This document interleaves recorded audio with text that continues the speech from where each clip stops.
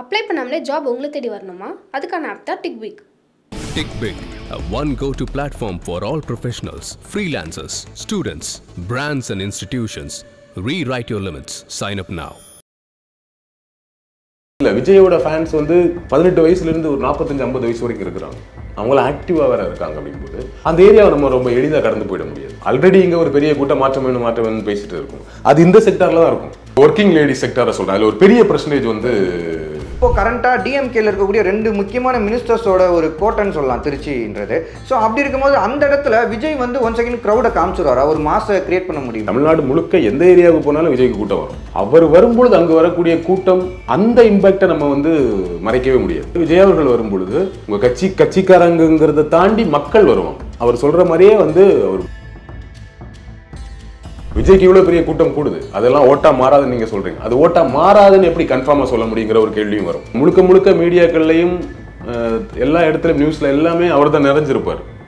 அவர் முகம் அப்படிப்பட்ட முகம். திராவிட கட்சிகளுக்கு ஈடான கட்டமைப்பு வேற எந்த பொலிட்டிக்கல் பார்ட்டிஸ்க்குமே கிடையாதுன்றாங்க. ஆனால் இன்னைக்கு தமிழக வெற்றி கழகம் வந்து ரொம்ப தீர்க்கமாக இருக்காங்க. நாங்கள் வந்து திமுக தான் எங்களோட எதிரி, திமுகவை எதிர்த்து தான் நாங்கள் அரசியல் இங்கே செய்கிறோம் அப்படின்னு சொல்லி ரொம்ப ஸ்ட்ராங்காக பதிவு பண்ணுறாங்க.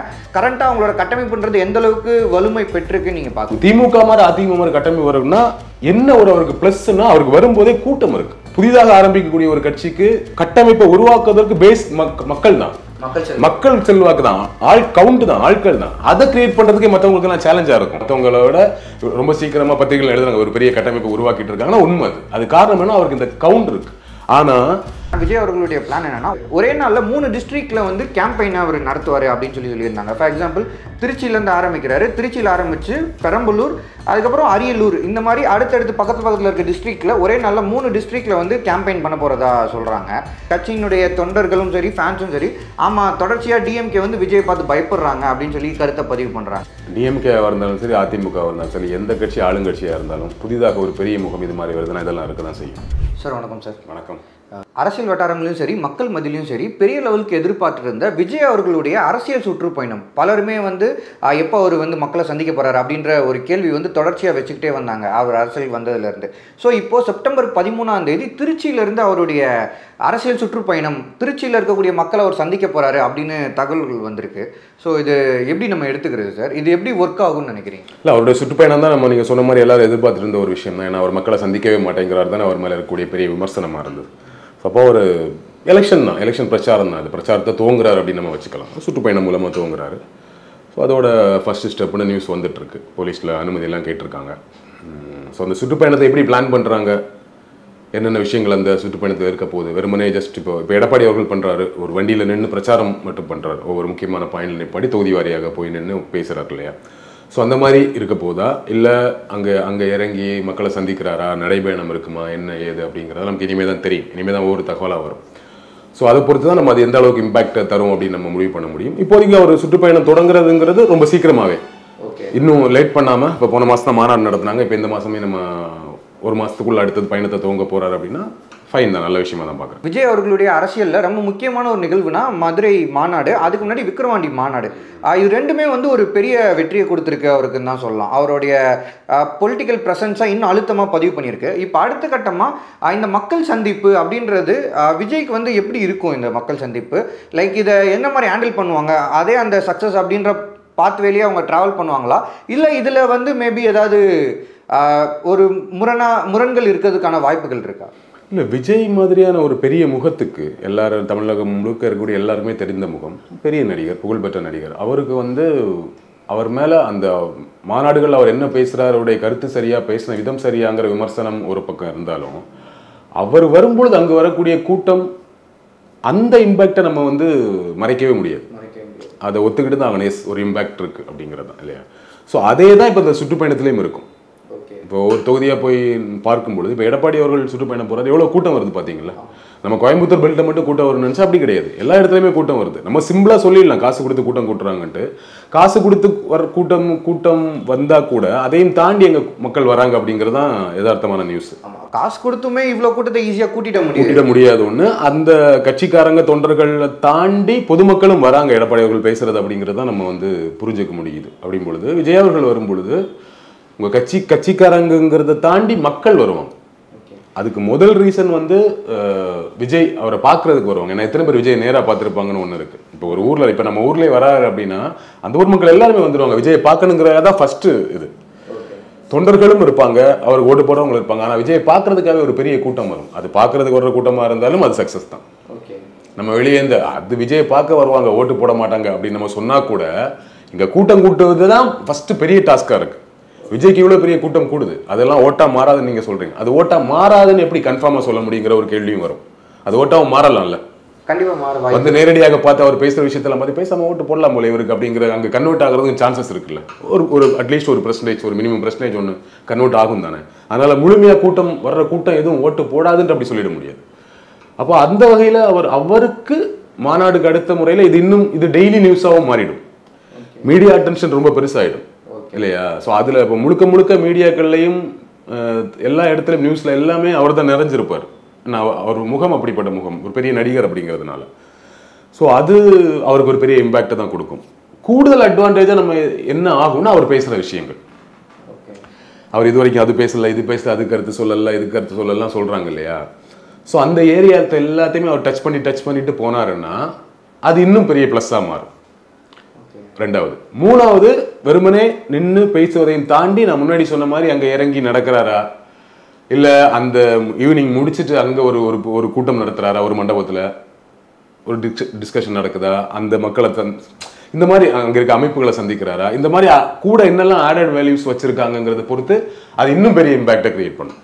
ஓகேங்க சார். சார் இப்போ வந்து அவங்களோட பிளான் பார்த்தீங்கன்னா, விஜய் அவர்களுடைய பிளான் என்னன்னா, ஒரே நாளில் 3 டிஸ்ட்ரிக்டில் வந்து கேம்பெயினை அவர் நடத்துவார் அப்படின்னு சொல்லியிருந்தாங்க. ஃபார் எக்ஸாம்பிள் திருச்சியிலேருந்து ஆரம்பிக்கிறாரு, திருச்சியில் ஆரம்பித்து பெரம்பலூர், அதுக்கப்புறம் அரியலூர், இந்த மாதிரி அடுத்தடுத்து பக்கத்தில் இருக்க டிஸ்ட்ரிக்டில் ஒரே நாளில் 3 டிஸ்ட்ரிக்டில் வந்து கேம்பெயின் பண்ண போகிறதா சொல்கிறாங்க.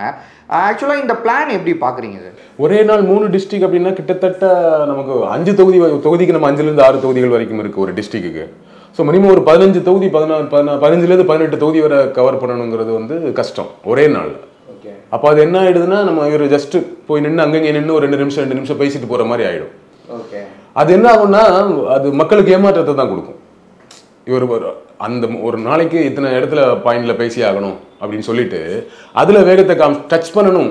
பிரச்சாரம் எலெக்ஷன் நெருங்கும் போது அப்படி தான் பண்ணிட்டு போவாங்க, வேகமாக போவாங்க. ஏன்னா அது எலெக்ஷன் நெருங்கும் போது இப்போ அப்படி போக வேண்டிய அவசியம் இல்லை, டைம் இருக்குது. ஸோ ஒரே நாள் 3 டிஸ்ட்ரிக்ட் அப்படிங்கிறத அவங்க வந்து மாற்றணும். என்ன கேட்டால் ஒரு நாளைக்கு ஒரு டிஸ்ட்ரிக்ட் 5 தொகுதி 6 தொகுதி அப்படிங்கிறத மாதிரி கவர் பண்ணாங்கன்னா நல்லா இருக்கும்னு நினைக்கிறேன். இன்னும் இது ஒரு அபிஷியலாக அது வரல, தகவலாக தான் வந்துட்டு இருக்கு. சீக்கிரமாக முடிக்கணும் அப்படிங்கிறது இல்லை எங்கள் விஷயம். நாள் இருக்குது, நீங்கள் பொறுமையாக கூட நீங்கள் முடிச்சுக்கலாம் இல்லையா சார்? மீண்டும் பார்த்தீங்கன்னா, அதாவது இந்த மக்கள் சந்திப்பு நிகழ்ச்சிக்காக விஜயுடைய இந்த அரசியல் சுற்றுப்பயணத்துக்காக அவங்க ஃபஸ்ட்டு சூஸ் பண்ண இடம் வந்து திருச்சி. ஸோ திருச்சியில் புஷி ஆனந்த் அவர்கள் வந்து பெர்மிஷன் கேட்க போயிருந்தார். அதாவது விஜய் வந்து அந்த பரப்புரையை செய்கிறதுக்கு ஒரு பகுதியில் நின்று பரப்புரை செய்கிறதுக்காக இந்த நடக்க போகிற சுற்றுப்பயணத்துக்கு ஒரு இடத்துல வந்து பெர்மிஷன் கேட்கறதுக்காக போலீஸ் ஹை அஃபிஷியல்ஸை வந்து அவர் சந்திச்சிருந்தார். ஆனால் அங்கே என்ன தகவல்கள் வந்திருக்குன்னா, தமிழக வெற்றி கழகம் கேட்ட இடத்துல வந்து போலீஸ் ஹையர் அஃபிஷியல்ஸ் வந்து பெர்மிஷன் கொடுக்கல. For example Chathiram bus stand, திருச்சியில் சத்திரம் பஸ் ஸ்டாண்டில் வந்து பரப்புரையை நடத்தணும்னு பெர்மிஷன் கேட்டாங்க. ஆனால் போலீஸ் அஃபிஷியல்ஸ் வந்து அந்த இடத்துல கொடுக்க மாட்டாங்க. வேணா மாற்றாக நீங்கள் காந்தி மார்க்கெட்டில் நடத்திக்கங்க, அங்கேருந்து ஆரம்பிச்சுக்கோங்க அப்படின்னு சொல்லி உத்தரவு கொடுத்துருக்காங்க. ஆனால் இதை வந்து தாவேகா தரப்பில் வந்து ஆதவர்ஜன் என்ன சொல்கிறாங்கன்னா, தொடர்ச்சியாக வந்து திமுக வந்து ஒரு அழுத்தத்தை கொடுக்குறாங்க, பெர்மிஷனை கொடுக்க மாட்டாங்க, பயப்படுறாங்க அப்படின்றாங்க. சோஷியல் மீடியாலையுமே விஜயோடைய கட்சியினுடைய தொண்டர்களும் சரி ஃபேன்ஸும் சரி, ஆமாம் தொடர்ச்சியாக டிஎம்கே வந்து விஜயை பார்த்து பயப்படுறாங்க அப்படின்னு சொல்லி கருத்தை பதிவு பண்ணுறாங்க. இது எப்படி பார்க்குறீங்க? டிஎம்கேவாக இருந்தாலும் சரி, அதிமுகவாக இருந்தாலும் சரி, எந்த கட்சி ஆளுங்கட்சியாக இருந்தாலும் புதிதாக ஒரு பெரிய முகம் இது மாதிரி வருதுன்னா இதெல்லாம் இருக்க தான் செய்யும். இல்லை சார், ஆனால் ஏடிஎம்கேக்கு அந்த மாதிரி எதுவுமே இல்லையே. இப்போ எடப்பாடி ஏடிஎம்கே இதெல்லாம் பண்ண மாட்டாங்க. இப்போ ஏடிஎம்கே ஆட்சியில் இருந்தால் கூட ஸ்டாலின் அவர்கள் இதெல்லாம் பண்ண மாட்டாங்க. நான் புதுசாக விஜய் மாதிரி ஒரு முகம் வரும்போது இது இருக்க தான் செய்யும். ஏடிஎம்கே டிஎம்கேக்கோ இப்போ டிஎம்கே ஆட்சியில் ஏடிஎம்கே வந்து எனக்கு வந்து பிரச்சாரம் பண்ண பெர்மிஷன் தர மாட்டாங்கன்னு ஏதாவது பேசி பார்த்துருக்கீங்களா எடப்பாடி தரப்புல இருந்து? அது மாதிரிலாம் இருக்காது. அது அவங்க 2 கட்சிகள் இருக்கக்கூடிய அண்டர்ஸ்டாண்டிங். இன்னொன்று பெரிய தலைவர்களுக்காக கொடுக்கக்கூடிய ஒரு விஷயம், அவங்க பண்ணிட்டு போட்டதில்லை, கொடுங்க என்ன எதுன்னு பார்த்து கொடுங்க, ப்ராப்ளம் வராமல் பார்த்துக்கோங்க அப்படிங்கிறது ஒரு பக்கம். ஒன்று இது. இன்னொரு பக்கம் யோசிச்சு பாருங்க, சத்திரம் பஸ் ஸ்டாண்ட் மாதிரியான ஒரு அதிக மக்கள் கூடக்கூடிய இடத்துல விஜய் போய் நின்னாருனாங்க என்ன ஆகும் நீங்கள் யோசிங்க. அங்கிருந்து எத்தனை பஸ்ஸுகள் எத்தனை பேருந்துகள் எல்லா இடத்துக்கும் கிளம்புது. அப்போ அது ரொம்ப முக்கியமான ஏரியா, விஜய்க்கு முக்கியமான ஏரியாவாக இருக்கு, மக்கள் வரக்கூடிய பகுதியை அவங்க சூஸ் பண்ணியிருப்பாங்க. ஆனால் அங்கே கூடக்கூடிய கூட்டம் எவ்வளோ பெரிய டிராஃபிக்கை கிரியேட் பண்ணும். விஜய் வரானா காலையிலேருந்தே போய் நிற்பான், கரெக்டா இல்லையா? அப்போ அந்த அன்னைக்கு மொத்த நாளும் அது முடிச்சுட்டு போற வரைக்கும் அந்த இடத்த வந்து எப்படி ஹேண்டில் பண்றது? பேருந்துலேருந்து வெளியே வரணும் போகணுங்கிறது ஒன்று, ஒரு யதார்த்தம் ஒன்று இருக்குல்ல, அந்த யதார்த்தத்தையும் புரிஞ்சுக்கணும். அவங்க சொல்ற மாதிரி இது இவங்க தொடர்ந்து கொடுக்குறாங்க, பல்ல வழிகளை கொடுக்குறாங்கிறத நான் ஒத்துக்கிறேன். இந்த யதார்த்தத்தையும் புரிஞ்சுக்கணுன்றேன். Okay sir. ஆனால் ஸ்டில் இப்போ வந்து ஒரு திருச்சியில் சத்திரம் பஸ் ஸ்டாண்ட் அப்படின்றது ஒரு சென்டர் ஆஃப் அட்ராக்ஷன், அது வந்து ரொம்ப ஒரு முக்கியமான இடம், ஒரு மையப்புள்ளி. அந்த இடத்துல இருந்து பண்ணுறது இப்போ அவங்க அந்த மாதிரி ஃபீல் பண்ணி அந்த பிளான் எக்ஸிக்யூட் பண்ணணும்னு நினைக்கும் போது தொடர்ச்சியாக இடையில அவங்க ஃபீல் பண்ணுறாங்க. அங்கே இருக்கக்கூடிய அவரை பார்க்க நினைக்கிறவங்க அந்த ஃபீல்டில் இருப்பாங்க. அவரை பார்க்காம நார்மலாக ஒருத்தன் போயிட்டு வருவான்ல, ஓகே, குழந்தை குட்டியோட ஹாஸ்பிட்டல் போவான், எங்கே வேணா போவான், அவனுக்கு அவசரமாக போவான், அவன் என்ன ஆகுறது, அவன் என்ன ஃபீல் பண்ணணும், அதுதாங்க இங்கே ரொம்ப முக்கியம். ஓகே, நீங்கள் பிரச்சாரம் பண்ணுங்க, உங்களுக்கு அந்த இடம் வந்து பயங்கர சென்டர் ஆஃப் அட்ராக்ஷன், நிறைய கூட்டம் வந்துடும், எல்லாம் புரிஞ்சுக்கிறோம். அப்போ பொதுமக்கள் அவங்க அவதி அடையணும்னு ஒன்று இருக்குல்ல. எதுக்கு மாநாடை வந்து ரொம்ப தள்ளி எதுவுமே பெருசாக கூட்டங்கள் இல்லாத இடத்துக்கு கொண்டு வைக்கிறாங்கன்னா அதான் ரீசன். பஸ் ஸ்டாண்டுக்குள்ளே ஒரு மாநாடை போட்டால் என்ன ஆகும், இடம் இருக்குன்னு. அப்போ அதெல்லாம் யோசிக்கணும்ல. அன்னைக்கு ஒரு நாள் முழுக்க அங்கே ஏற்படக்கூடிய பொதுமக்கள் ஏற்படக்கூடிய சிக்கலை யோசிச்சு பாருங்க. கோயம்பேடு பஸ் ஸ்டாண்ட் இப்போ இயங்குதுன்னு வச்சுக்கோங்களேன் ரெகுலராக. அந்த பஸ் ஸ்டாண்டில் வந்து பஸ் ஸ்டாண்டுக்கு முன்னாடி இன்னைக்கு விஜய் ஒன்று போட்டாருன்னா நீங்கள் யோசிச்சு பாருங்க. நம்ம சென்னையில் இருக்கனால உதாரணத்தை சொல்ல நமக்கு ஈஸியாக புரிஞ்சுக்க முடியும். கோயம்பேடு பஸ் ஸ்டாண்டில் போய் அங்கிருந்து கிளம்பக்கூடியவங்களோட சிச்சுவேஷனை யோசிங்க, அதை கிராஸ் பண்ணி போகிறவங்க சிச்சுவேஷனை யோசிங்க. அங்கிருந்து கொஞ்சம் தள்ளி போடாலும் இதே சிக்கல் இருக்கும். ஆனால் அட்லீஸ்ட் இது ஒரு மெயின் ஏரியாவில் கொஞ்சம் குறைவாக இருக்கும்ல, அதை நம்ம புரிஞ்சுக்கணும் இல்லையா. ஸோ அது போலீஸுக்கு தானே, அந்த போலீஸுக்கும் அரசாங்கத்துக்கு தானே அப்படி ஒரு சிக்கல் நடந்துச்சுன்னா வரும். எனக்கு எந்த உணர்வும் கிடையாது. விஜய் வர வந்து நின்னா நான் பார்ப்பேன். ஆனால் எனக்கு அர்ஜென்ட்டாக என் குழந்தைய கொண்டு நான் ஸ்கூலுக்கு போக வேண்டியது இருக்கு, இல்லை ஆஸ்பத்திரி போக வேண்டியது, எவ்வளோ விஷயம் இருக்கு. ரெகுலர் அன்றாட வாழ்க்கையில் ஒன்று இருக்குல்ல, அங்கே விஜய் வந்து என்னன்னா அன்னைக்கு நாள் முழுக்க அந்த இடம் எப்படி ஆகும். ஸோ அதுவும் ஒரு யதார்த்தத்தை நம்ம புரிஞ்சுக்கணும். ஓகே. ஸோ இப்போ திருச்சின்றது வந்து ஒரு லைக் ரெண்டு கட்சிக்குமே அது வந்து ரொம்ப ஒரு முக்கியமான இடம். அதாவது ஏடிஎம்கேக்கும் திருச்சி ஒரு ரொம்ப முக்கியமான இடம், டிஎம்கேக்கும் திருச்சி ரொம்ப முக்கியமான இடம். அதுவும் வந்து இன்னைக்கு இப்போ கரண்ட்டாக டிஎம்கேல இருக்கக்கூடிய ரெண்டு முக்கியமான மினிஸ்டர்ஸோட ஒரு கோட்டைன்னு சொல்லலாம் திருச்சின்றது. ஸோ அப்படி இருக்கும்போது அந்த இடத்துல விஜய் வந்து ஒன் செகண்ட் க்ரௌடை காமிச்சிருவாரா, ஒரு மாசை கிரியேட் பண்ண முடியுமா? அதெல்லாம் வந்துடும், அதெல்லாம் ஒன்றும் பிரச்சனை, அதெல்லாம் ஒன்றும் ப்ராப்ளம். ஆமாம், இதில் என்ன இருக்குது. இப்போ நீங்கள் வந்து எல்லா ஏரியாவுக்கும் இப்போ ஒவ்வொரு ஏரியாவுக்கும் ஒரு கட்சியோட முக்கியமான இடங்கள்ல பெரிய முகங்கள் இருக்காங்க. ஸோ அவங்க கட்சி சம்பந்தமாக கூட்டம் நடக்கும்போதோ அவங்களால பெரிய கூட்டத்தை கூட்ட முடியும். அது அவங்களோட வேலையும் பொறுப்பும் கூட. பட் அதையும் தாண்டி விஜய் மாதிரியான ஒரு நடிகர் இல்லை அவர் அடிப்படையில். அவர் அங்கே போய் நின்றாருன்னா எல்லாரும் வந்து பார்ப்பாங்க. ஸோ கூட்டத்தில் ஒன்றும் பெரிய சிக்கல் இருக்காது. இப்போ இவங்க போயிட்டு கூட்டத்தை கூட்டாமல் ஒன்றும் ட்ரபிள் பண்ண முடியாது இல்லையா. அவரை பார்க்கணும்னு நினச்சி போகிறவங்களோ, அவருடைய கட்சி தொண்டர்களையோ, இல்லை அவர் என்ன பேசுறாருன்னு கேட்க நினச்சி போகிறவங்களையோ மற்ற கட்சியினரால் எப்படி ஸ்டாப் பண்ண முடியும்னா முடியாது. ஸோ கூட்டம் கூடுறதுல எந்த பிரச்சனையும் இருக்காது. தமிழ்நாடு முழுக்க எந்த ஏரியாவுக்கு போனாலும் விஜய்க்கு கூட்டம் வரும். ஏன்னா அவர் சொல்கிற மாதிரியே வந்து அவர் புகழின் உச்சத்தில் இருக்கும்போது வராரு, பீக்கில் இருக்கும்போது வராரு. அவரோட கெரியரில் டவுன்ஃபால் இருக்கும்போது வரல இல்லையா. பீக்கில் நம்பர் 1 பொசிஷனில் இருக்கும்போது வராரும்போது அவருக்கு இன்னைக்கு இருக்க ஃபேன்ஸ் தெரியும், குழந்தைகள் ஃபேன்ஸ் தெரியும், லேடிஸ் ஃபேன்ஸ் எவ்வளோ இருக்கிறாங்க, யங்ஸ்டர்ஸ் இருக்கிறாங்க. யங்ஸ்டர்ஸ் நம்ம 20 வயசு 18 வயசுன்னு பேசிட்டு இருக்கிறோம், 50 வயசு வரைக்கும் இருக்காங்க அவரோட ஃபேன்ஸ் இல்லையா. ஸோ அதனால் அதில் ஒன்றும் ப்ராப்ளம் இருக்காது. அவருக்கு எங்கே போனாலும் தமிழ்நாட்டில் எங்கே போனாலும் அவருக்கு கூட்டம் வரும். ஸோ இப்போது புகழின் உச்சத்தில் இருக்கும் போது அவர் அரசியலுக்கு வந்துட்டார். லைக் அடுத்தடுத்த மாநாடுகள்லையும் நம்ம அவரோட வரவேற்பு என்னன்றதை பார்க்குறோம். ஸோ அது வந்து விஜய்க்கு ஒரு பெரிய ப்ளஸ்ஸாக இருக்கா சார்? இந்த இடத்துல அவர் உச்சத்தில் இருக்கும் போது பாலிடிக்ஸ்க்கு வர்றது ரொம்ப ஒரு பக்கபலமாக இருக்கா அவர்? இல்லை, அது ப்ளஸ் தான், எல்லா வகையிலையும் ப்ளஸ் தான், எந்த வகையிலும் அது மைனஸ் கிடையாது. ஓகே. இல்லைன்னா ரொம்ப எளிமையாக ஆமாம் படம் இல்லை, ரிட்டையர்ட் ஆகிட்டாரு, இந்த டைமில் அவர் நீங்கள் ரிட்டையர்ட் ஆனதுக்கப்புறம் அரசியல் வருவீங்களான்னு ஒரு கேள்வி கேட்க முடியும். அந்த கேள்வி இப்போ கேட்க முடியாது. ஒன்று. இன்னொன்று, அவருக்கு இருக்கக்கூடிய பெரிய ப்ளஸ்ஸே அவரோட ஃபேன்ஸ் ரொம்ப ஆக்டிவாக இருக்கிறாங்க. 15 வயசுலேருந்து 45 வயசு வரைக்கும் இருக்கக்கூடிய ஃபேன்ஸை எடுத்துக்கோங்களேன். ஸோ 15 வயசு 45 வயசு வரைக்கும் குழந்தைகள் ஃபேன்ஸை விட்டுருங்க, அது இருப்பாங்க, அவங்க கூட்டத்தில் வந்து நிற்க போகிறது இல்லைங்கிறதுனால சொல்கிறேன்.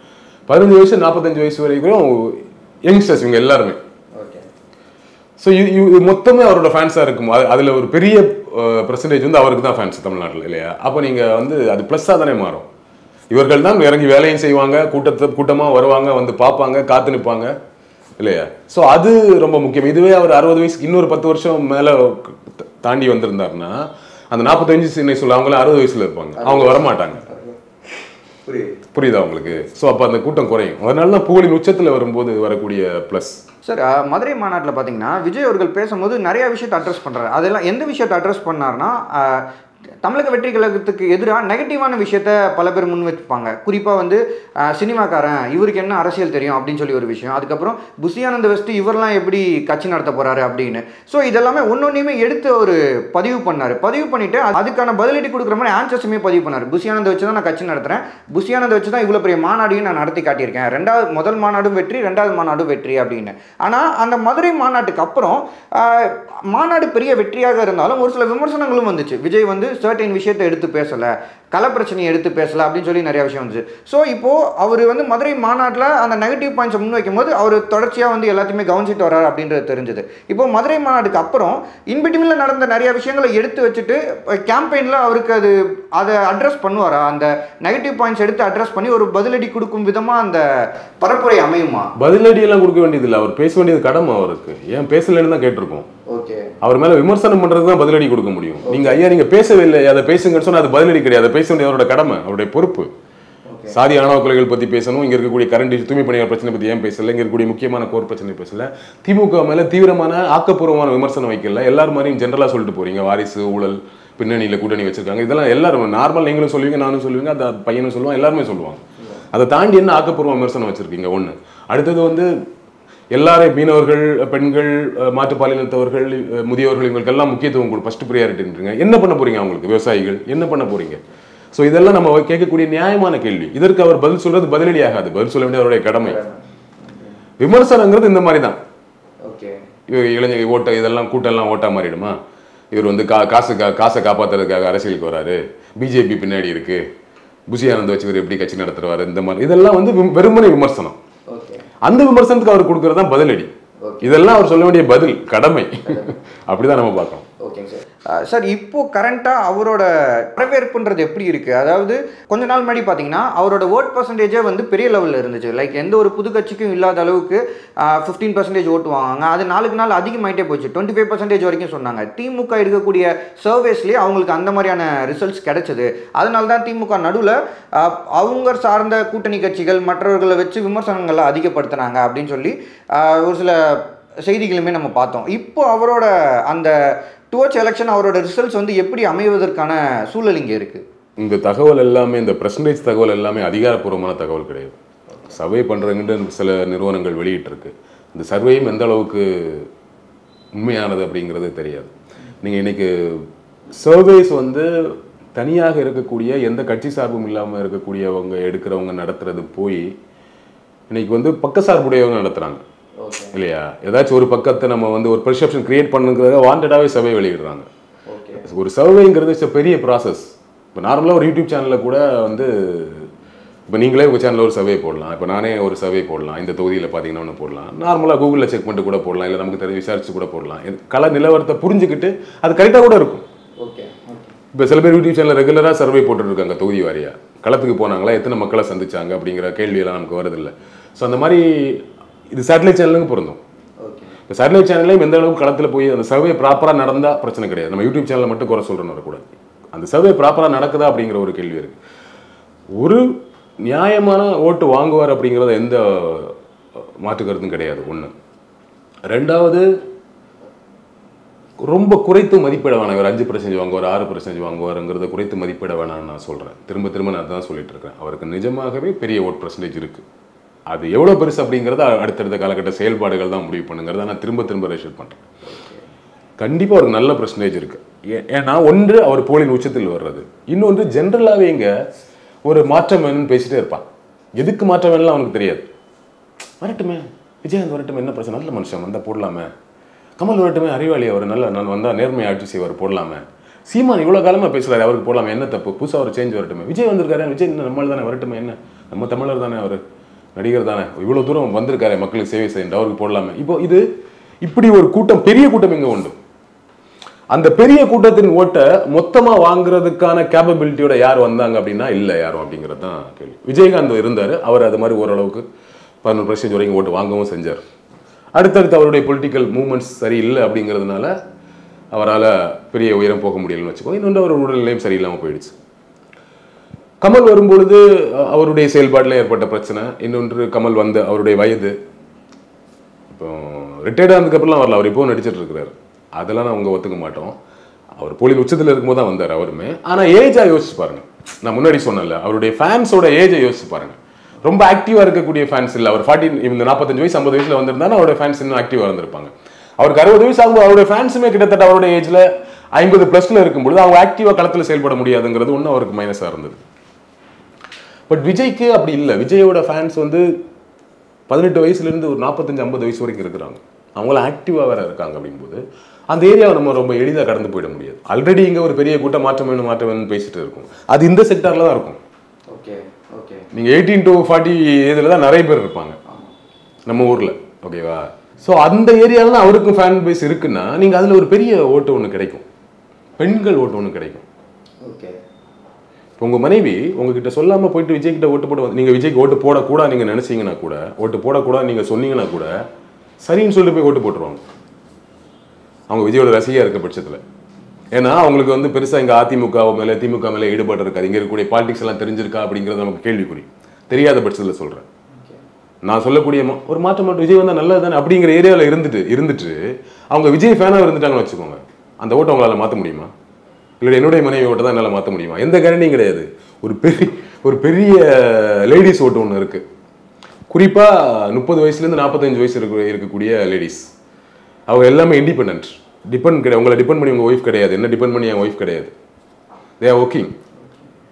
நம்முடைய அம்மாக்கள் மாதிரி வந்து கணவர் சொல்கிறத வந்து கட்சிக்கு தான் ஓட்டு போடணுங்கிறதெல்லாம் கிடையாது. போயான்ட்டு சொல்லிட்டு போயிட்டே இருப்பான் நம்ம கிட்ட. ஏன் விருப்பத்துக்கு நான் போடுறேன், உங்க சோரில் என்ன உங்க காசை என்ன சாப்பிட்ருக்கேன்னு கேட்டால் என்ன பண்ண முடியும்? ஏன் விருப்பம் ஏன் ஒரு வெளியே நான் சொல்கிறேன்னா என்ன பண்ண முடியும்? ஒன்று. இன்னொன்று, சரிங்க போட்டுறேன்னு சொல்லிட்டு கூட அவங்க போய் போட்டுருவாங்க. அந்த ஏரியா ரொம்ப முக்கியமான ஏரியா, பலரும் கவனிக்க தவறுகிற ஏரியாவை நான் அதை பார்க்குறேன். லேடிஸ் ஓட்டு அவங்க நினைக்கிற கட்சிக்கு ஓட்டு போட முடியுங்கிற இடத்துல இருக்கக்கூடிய இண்டிபெண்டன்ட் லேடிஸ், ஒர்க்கிங் லேடிஸ். 30 வயதுலேருந்து இன்னைக்கு 30 வயசு 45 வயசு வரை இருக்கக்கூடிய பெரும்பாலான பெண்கள் நம்ம ஊரில் ஒர்க்கிங் தானே. 80கள்லேருந்து பிறந்து படிக்க ஆரம்பிச்சு இருந்தவங்க நான் சொல்கிறேன். ஸோ ஒர்க்கிங் லேடிஸ் செக்டாரை சொல்கிறேன். அதில் ஒரு பெரிய பர்சன்டேஜ் வந்து ஒர்க்கிங் லேடிஸ். அவங்கெல்லாம் இண்டிபெண்ட். அவங்கெல்லாம் விஜய்க்கு ஓட்டு போடுவாங்க. என்ன விஜயை பார்த்து வளர்ந்த தலைமுறையர். ஆண்களை பற்றி மட்டுமே நம்ம பேசிகிட்டு இருக்கோம். பெண்கள் ரொம்ப தீவிரமாக இருப்பாங்க. விஜயோட பெண்கள் ஃபேன்ஸை நீங்கள் பார்த்துருக்க மாட்டீங்க, நான் பார்த்துருக்குறேன். அவங்களாம் ரொம்ப தீவிரமாக இருப்பாங்க. ஸோ அதனால அவருக்கு ஒரு பெரிய ஓட்டு கிடைக்குங்கிறது உண்மை. சர்வேஸை நான் வந்து பெருசாக நம்பல. நாளாகும். இன்னும் கூட்டணிகளே முழுமையாக முடிவடையில்லை இல்லை.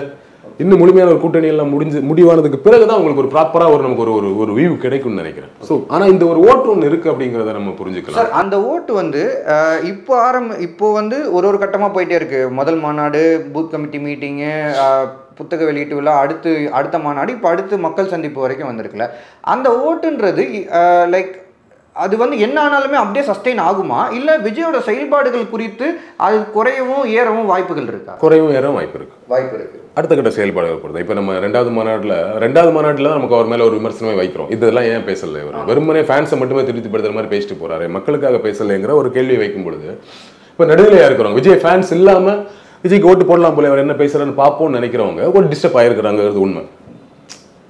அப்போ இனி வரும் காலங்கள் அதெல்லாம் டச் பண்ணாரு பேசுறாருங்கிறத பொறுத்து தான் அதெல்லாம் ஓட்டா மாறுமா. ஒரு மினிமமா இப்போ நான் சொல்ற ஏரியா கொஞ்சம் முன்னாடி சொன்னல, அந்த ஏரியாலாம் விஜய்க்கான ஓட்டு, அதில் வந்து டிஸ்டர்பன்ஸ் இருக்காது, அவங்க போட்டுருவாங்க. விஜய் என்ன பேசினாலும் அவங்க போட்டுருவாங்க. அதையும் தாண்டி எந்த கட்சி சார்பும் இல்லாமல் இருக்கக்கூடிய, விஜய் ரசிகர்களும் இல்லாமல் இருக்கக்கூடிய பொதுமக்கள் இருக்காங்கல்ல, விஜயை கவனிச்சுட்டு இருக்காங்கல்ல, அந்த ஏரியா ஓட்டா மாறும்போது தான் அது இன்னும் அவரோட பெர்சன்டேஜ் இன்னும் அதிகமாகும். அது அடுத்தடுத்த செயல்பாடுகளை பொறுத்து தான் இருக்கு. இப்போ இந்த மாநாட்டில் வந்த மாதிரியான விமர்சனம் மாதிரியே தொடர்ந்து இவர் இப்படி அப்படியே பேசிட்டு இருக்காரு, ஜென்ரலான விஷயங்களை டச் பண்ண மாட்டாரு, ரொம்ப ரொம்ப பின் பாயிண்டா இஷ்யூஸ் அட்ரஸ் பண்ண மாட்டேங்கிறாருன்னா அவங்களோட அதிருப்தி அதிகமாயிட்டே இருக்கும். அப்போ அவருக்கு பேசிக்காக இருக்கக்கூடிய ஒரு ஓட்டு மட்டும்தான் கிடைக்கும். அதையும் தாண்டி வர்றதுக்கு அவருடைய அடுத்த கட்ட செயல்பாடுகள் தான்.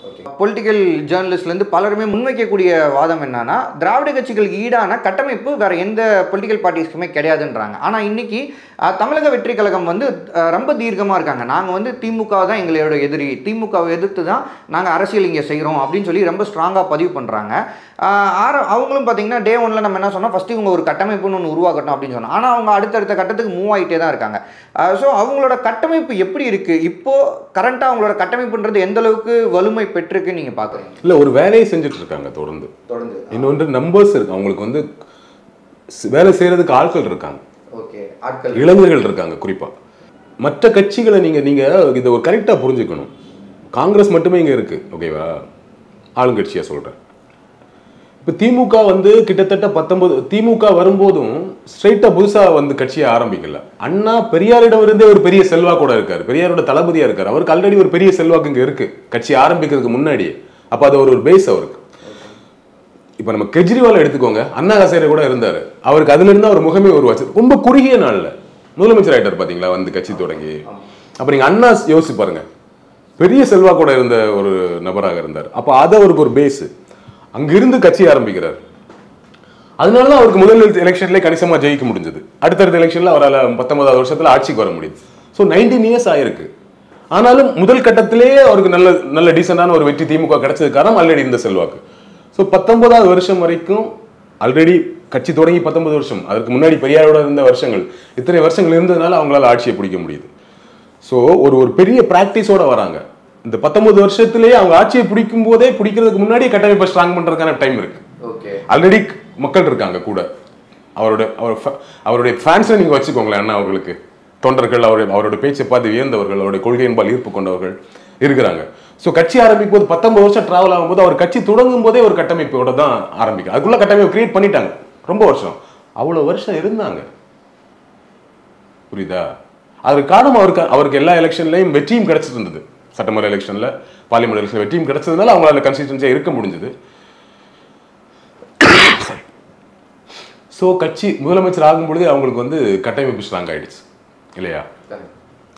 அப்படியே நீங்க அதிமுக, அதுக்கு பிறகு உருவாகக்கூடிய அதிமுக பார்த்தீங்கன்னா, அவர் வரும்பொழுதே நிறைய மாவட்டச்சிகள் கூட வராங்க. அவருக்கு இருந்த ஃபேன் பேஸ், அவர் கட்சியில இருக்கிறாரு, கட்சியோட முகமா இருக்கிறார். அவருக்கு ஒரு பெரிய ஃபேன் பேஸ் இருக்காங்க. அவருக்காக தொண்டர்களை வந்து நின்னாங்க போது அவருக்குமே பெரிய கிட்டத்தட்ட 20 வருஷத்துக்கு மேல அவருக்குமே எக்ஸ்பீரியன்ஸ் இருக்கு.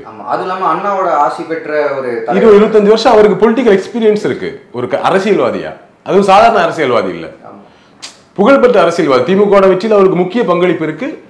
எம்ஜிஆரோட வளர்ச்சியிலும் திமுகவுக்கு முக்கிய பங்கு. ரெண்டு பேருமே வைஸ் வர்சா தான். ஓகேவா? ரெண்டுமே சரிசமமா நடந்துச்சு. ஸோ அப்போ அவருக்கும் அதை கட்டமைக்க முடிஞ்சது. இந்த பிராக்டிஸ் வேற யாருக்கும் இல்லை. அதற்கு பிறகு வந்த யாராலையும் கட்டமைப்பு உருவாக்க முடியலன்னா யார் இவ்வளவு கன்சிஸ்டன்சியா இருந்திருக்கா? தமிழ்நாட்டில் 234 தொகுதி முழுக்கவாயா போட்டியிடுறதுக்கு அல்லது முதன்மையான ஒரு கூட்டணி அமைச்சு அதில் முதன்மையான கட்சியா இருந்து ஒரு கூட்டணியை உருவாக்கி எலெக்ஷனை சந்திக்கிற பக்குவத்தோட யார் இருந்தா அதுக்கு பிறகு வந்த கட்சிகள்? இல்லையே. முதல் எலெக்ஷனை சந்திக்கிறாங்க, அதுக்கப்புறம் கூட்டணி போயிடுறாங்க, அதுக்கப்புறம் கரைஞ்சு போயிடுறாங்க. இப்படிதானே இருக்கு. இப்படி ஒரு கட்சி உருவாவதற்கான சூழல் இங்க இருக்கானுங்கிறது முதல் கேள்வி. இன்னொன்று, இவ்வளவு தூரம் கன்சிஸ்டன்டா இருக்கக்கூடிய பொறுமை உங்களுக்கு இருக்காங்க முதல் கேள்வி. கமலஹாசன் அவர்கள உதாரணத்துக்கு எடுத்துப்போம், விஜயகாந்த் அவர்கள உதாரணத்துக்கு எடுத்துப்போம், சரத்குமாரை நீங்க எடுத்துக்கோங்க, இப்போ டிடிவி எடுத்துக்கோங்க. தனியாக போய் கட்சி ஆரம்பிச்சாரு, பெரிய அவருக்கு வந்து செல்வாக்கு இருக்குன்னு பயங்கரமா ஒன்று கொடுத்தாங்க. என்ன நடந்தது? அப்போ விஜய் அவர்களுக்கு இந்த கட்டமைப்பு திமுக மாதிரி அதிமுக மாதிரி கட்டமைப்பு வரும்னா என்ன ஒரு அவருக்கு பிளஸ்னா, அவருக்கு வரும்போதே கூட்டம் இருக்கு. புதிதாக ஆரம்பிக்கக்கூடிய ஒரு கட்சிக்கு கட்டமைப்பை உருவாக்குவதற்கு பேஸ் மக்கள் தான், மக்கள் செல்வாக்கு தான், கவுண்ட் தான், ஆட்கள் தான். அதை கிரியேட் பண்றதுக்கே மற்றவங்களுக்கு எல்லாம் சேலஞ்சா இருக்கும். விஜயகாந்துக்கு சேலஞ்ச் இல்ல, அவருக்கு ஆல்ரெடி ஒன்று இருந்தது கட்டமைப்பு. விஜய்க்கும் அதே மாதிரி இருக்கு. அப்படிங்கிறதுனால அவரால் இந்த கட்டமைப்பு கொஞ்சம் ஈஸியாக கொண்டு வந்துட முடியும். ஸோ அதுதான் இப்போ நீங்கள் சொல்றீங்கல்ல, மற்றவங்களோட ரொம்ப சீக்கிரமாக பத்திரிகைகள் எழுதுறாங்க ஒரு பெரிய கட்டமைப்பு உருவாக்கிட்டு இருக்காங்கன்னா உண்மை. அது காரணம் என்ன? அவருக்கு இந்த கவுண்ட் இருக்கு. ஆனால் இது வலுவான கட்டமைப்பாக மாறுறதுக்கு எலெக்ஷனில் ப்ராக்டிஸ் பண்ணுறது தான். எலெக்ஷன் ப்ராக்டிஸ் அரசியல் ப்ராக்டிஸ் தான், பொலிட்டிக்கல் ப்ராக்டிஸ் தான். இப்போ இந்த எலெக்ஷன்ல மற்ற எல்லா கட்சிகளை விட திமுக தவிர்த்து மற்ற சிறிய கட்சிகளுக்கெல்லாம் இல்லாத அளவுக்கு பெரிய கவுண்ட் இருக்கும் இவருக்கு. பூத்துல ஆள் இல்லாமல் இருக்காது. இந்த பூத்துல தாவைக்காரங்க இல்லை. இப்போ கமல் கட்சி எல்லாம் வரும்போது அங்கே ஆளே இல்லை, அப்படிலாம் வராது இவருக்கு. இவருக்கு எல்லா பூத்துலையும் ஆள் இருக்கும். ஆனால் அவங்களுக்கு இந்த ஒர்க்கிங் தெரியாது. ஆள் பேர் என்ன பண்றது? எலெக்ஷனுக்கு ஒரு ஒர்க் பண்ணணும்ல. நீங்கள் எலெக்ஷன் பூத்தில் மட்டும் நிற்கிறத தாண்டி அங்கே ஒரு ஒர்க் பண்ணணும்னு ஒன்று இருக்குல்ல, அதுக்கு ஒரு ப்ராக்டிஸ் வேணும். ஸோ அந்த ப்ராக்டிஸ் முதல் எலெக்ஷன்லேயே நம்ம எதிர்பார்க்க முடியாது, வந்துடும் தான். இந்த எலெக்ஷனில் ஒரு ப்ராக்டிஸ் ஆகிட போகிறாங்க, அடுத்து பார்லிமெண்ட் எலெக்ஷன் வரும், அதுக்கு ப்ராக்டிஸ் ஆகிட போகிறாங்க. ஒரு 3 எலெக்ஷனில் கட்டமைப்பு பேஸ் கிரியேட் பண்ணிட்டாங்க ஓரளவுக்கு. அந்த கட்டமைப்பு ஸ்ட்ராங்கான கட்டமைப்பாக மாறிடும். அதுக்கு தான் சொன்னேன், திமுக மாதிரி 19 வருஷமா அவங்க ஒரு ப்ராக்டிஸ், ஆட்சிக்கு வர்றதுக்கு முன்னாடி ஒரு 19 வருஷம் அவங்களுக்கு ப்ராக்டிஸ் இருந்தது. அந்த கன்சிஸ்டன்சியும் பொறுமையும் ரொம்ப முக்கியமாக இருந்துச்சுன்னா நடக்கும். இப்போ கூட்டணி அப்படின்ற ஒரு ஃபேக்டர் வந்து விஜயை பொறுத்த வரைக்கும் இன்னும் அவங்க தரப்புல இருந்து முயற்சி பண்ணுறாங்களா இல்லை வேற யாராவது விஜயோட இணைய முயற்சி பண்ணுறாங்களா அப்படின்றது தெரில. ஆனால் இப்போ சமீப நாட்களாக குறிப்பாக டிடிவி தினகரன் அவர்கள் என்டிஏ விட்டு வெளியே வந்தோடனே ப்ரெஸ் மீட்டில் ஒரு விஷயத்த சொல்கிறார். ஏன் விஜயோட கூட்டணியில் நாங்கள் போய் இணையக்கூடாதா அப்படின்றாரு. விஜய் தலைமையில் ஒரு கூட்டணி கண்டிப்பாக உருவாகும், 3வது கூட்டணியாக விஜய் தலைமையில் ஒரு கூட்டணி வந்து கண்டிப்பாக உருவாகும் அப்படின்றாரு. ஸோ இந்த ஒரு செய்திகள் டிடிவி தினகரன் அவர்கள் வெளியிடக்கூடிய அந்த அறிக்கைகள் இதெல்லாம் எப்படி பார்க்குறீங்க? எடப்பாடி அவர்கள் ரொம்ப உறுதியாக இருக்கிற மாதிரி தெரியுது. முக்கிய கட்சி பொறுப்புலேருந்து செங்கோட்டையோட நீக்கிட்டாரு. அவருடைய ஆதரவாளர்கள் நிறைய பேரை தொடர்ந்து நீக்கிட்டே இருக்கார். ஸோ அதனால் பழைய ஆட்கள் யாரையும் உள்ளே கொண்டு வர போகிறதில்ல அப்படிங்கிறதால ரொம்ப உறுதியாக எடப்பாடி அவர்கள் இருக்கிறார். ஸோ ஓபிஎஸ்க்கோ சசிகலாவுக்கோ டிடிவிக்கோ அதிமுகவில் இடம் இல்லை. ஓகே. ஸோ அவங்க ஆல்ரெடி என்டிஏ கூட்டணிலேருந்து வெளியே வந்துட்டாங்க. இப்போ அவங்க என்ன பண்ணணும்னு ஒன்று இருக்குது. ஒன்று முன்னாடி மாதிரியே கடந்த எலெக்ஷன் மாதிரியே தனியாகவே போட்டிட்டு முக்கியமான தொகுதிகளில் போட்டிட்டு அதிமுகவை தோல்வியை உறுதியாக்குவதற்கு ஒரு வேலையை செய்யலாம். டிடிவி வெற்றி பெறல, ஓபிஎஸ் வெற்றி பெறல. ஆனால் அதிமுக தோல்வி முக்கியமான காரணம் ஆகிட்டாங்க. ஏன்னா அவங்க வாங்குற ஓட்டுகள் எல்லாம் அதிமுக ஓட்டு தான், திமுக ஓட்டு கிடையாது. கரெக்டாக முழுக்க அவங்க அதிமுக ஓட்டை தான் வாங்க போகிறாங்க. அதிமுக ஓட்டும் சமூக ஓட்டும். ஓகேவா? குறிப்பாக தென் மாவட்டங்கள் மதுரை சுற்றுப்புற முக்குளத்தூர் சமூகம் அதிகமாக இருக்கக்கூடிய ஏரியாவில் அவங்களால ஒரு பெரிய இம்பாக்டை கிரியேட் பண்ண முடியும். அதிமுகவுக்கு வழக்கம் போல் ஒரு பெரிய தோல்வியை இந்த எலெக்ஷன்லேயும் கொடுக்க முடியும். இது ஒரு வாய்ப்பு. அதிமுகவை எடப்பாடியை வீழ்த்துவதற்கு மட்டுமே நம்ம வேலை செய்யலாமா, இல்லை நம்மளுமே ஜெயிச்சு சட்டமன்றத்துக்குள்ளே போகலாமா அப்படின்னு அவங்க யோசிச்சாங்க. அப்படின்னா எடப்பாடி மட்டும் வீழ்த்தினா போதும்னா முன்னாடி சொன்ன மாதிரி நடந்துடும். இல்லை நம்மளும் ஏன் ஜெயிச்சு உள்ளே போகக்கூடாது அப்படின்னு ஓபிஎஸும் டிடிவியும் நினைத்தாங்கன்னா விஜய் கூட கூட்டணி சேரலாம். அதற்கு வாய்ப்பு இருக்குது. இப்போ விஜய்க்கு இருக்கக்கூடிய இமேஜ், இவர்களுக்கு ஆல்ரெடி இருக்கக்கூடிய சமூக வாக்குகளும் அதிமுக வாக்குகளும் மதுரையில் பக்கம் ஜெயிச்சிருவாங்க நிறைய தொகுதிகள். ரொம்ப யதார்த்தம் நினைக்கிறீங்க, பெருசாலாம் ஒன்று யோசிக்க வேணாம். மதுரை மட்டும் இல்லை, அப்படியே அந்த சைடு மாவட்டங்கள் வாய்ப்புகள் இருக்கு. திருநெல்வேலி வரைக்கும் ஓகேவா, கன்னியாகுமரியில் தான் இல்லை கம்மியாக இருப்பாங்க. திருநெல்வேலி வரைக்கும் இருக்குது. மதுரையிலேருந்து ஆரம்பிச்சு தென் மாவட்டங்கள் மொத்தத்திலையுமே ஒரு பெரிய வாக்குகளை வாங்குவாங்க. கணிசமான தொகுதிகள் ஜெயிப்பதற்கு வாய்ப்பு இருக்குது. அது விஜய்க்கும் ப்ளஸ்ஸு. அவருடைய கூட்டணியில் இருந்தவங்க ஜெயிச்ச கூட்டணி இத்தனை சீட்டுகள் ஜெயிச்சிருக்கோங்கிற கவுண்டும் வரும். இவர்களுக்கும் கூடுதல் ப்ளஸ்ஸு. ஸோ நடக்கலாம் தானே. ஒன்றும் பெரிய ஓபிஎஸ் மேலே டிடிவி மேலே விமர்சனங்கள் இருந்தாலும் ஒன்று வெறுக்கத்தக்க விமர்சனங்கள் ஒன்றும் இல்லை இல்லையா? ஓபிஎஸ் மேலே நமக்கு எப்பவுமே ஒரு கரிசனம் இருக்கு. அவர் மேலே ஏகப்பட்ட விமர்சனம் நியாயமா இருக்கணும் நமக்கு. அவ்வளோ வேலைகள் அவர் அந்த முதலமைச்சர் இருக்கும்போது செஞ்சிருக்கு. இப்போ வர அதிகமாயிட்டே இருக்கு. எடப்பாடி வந்து ஓபிஎஸ் வெளியமைச்சதுலேருந்து அந்த கரிசனம் வந்து அதிகரிச்சுட்டே இருந்தாலும் அவருக்கு அப்படி ஒரு ராசி, அவர் மேலே எப்பவுமே கரிசனம் இருந்துகிட்டே இருக்கும். நம்ம மக்கள் அப்படித்தான். வேலை செய்கிறவங்களெல்லாம் விமர்சனம் பண்ணுவாங்க. என்ன இருந்தாலும் அவங்கள மாதிரி வருமான்ட்டு யார் விமர்சனத்துக்கு உள்ளாக்கணுமோ அவங்களெல்லாம் கரிசனம் காட்டுவாங்க. நமக்கு அப்படி ஒரு கல்ச்சராகவே அப்படி ட்ரெயினாக இருக்கிறோம்.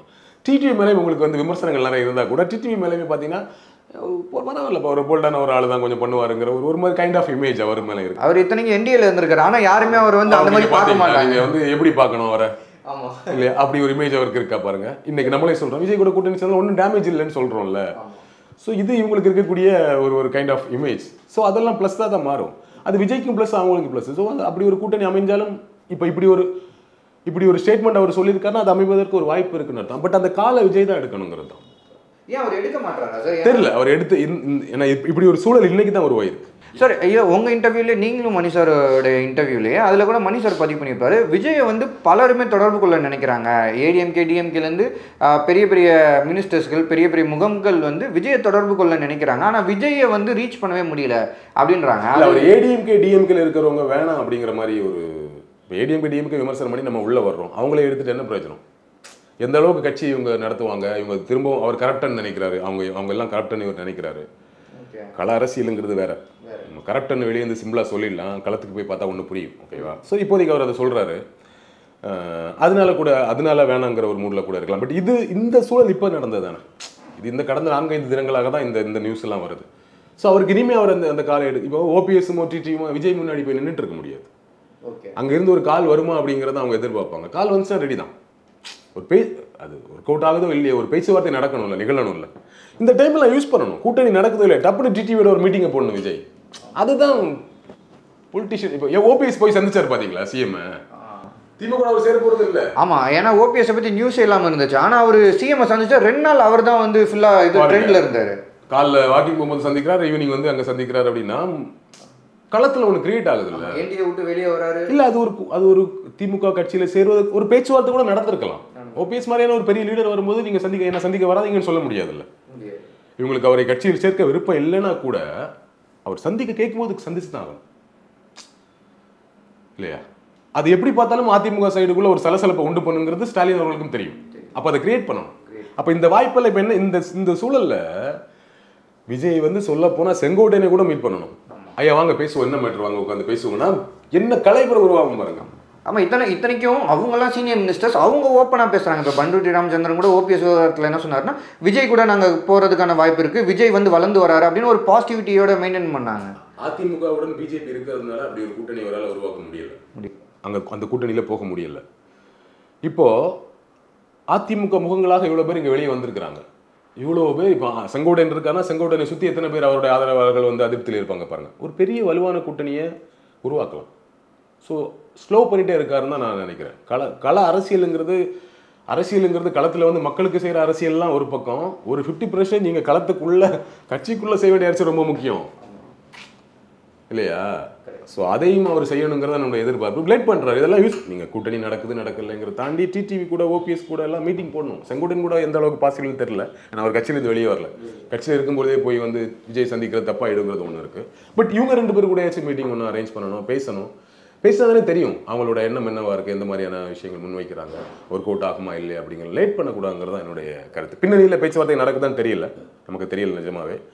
ஸோ இது ஒரு பப்ளிக்காக எல்லாரும் தெரியுற மாதிரி ஒரு மீட்டிங் நடந்துச்சுன்னா, அவங்களுக்குள்ள ஒரு சந்திப்பு நடந்துச்சுன்னா அது நல்ல ஒரு விஷயம். ஓகேங்க சார். சார் இன்னைக்கு வந்து ஏடிஎம்கே வந்து பிஜேபியோட கூட்டணி வைத்தது, அதுக்கப்புறம் ஏடிஎம்கே கட்சியிலேருந்து இந்த ஓபிஎஸ் விவகாரம், அதுக்கப்புறம் இப்போ செங்கோட்டையன் அவர்கள் நீக்கப்பட்டிருக்கிறது, இந்த மாதிரி விஷயங்கள்லாம் விஜய்க்கு சாதகமாக மாறுதா?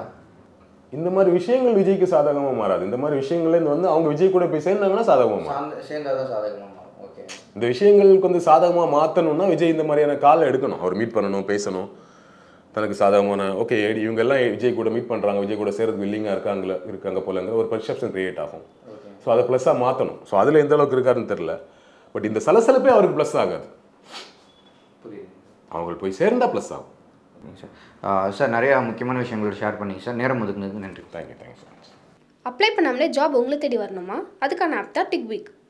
TickBig, a one go-to platform for all professionals, freelancers, students, brands and institutions. Rewrite your limits. Sign up now.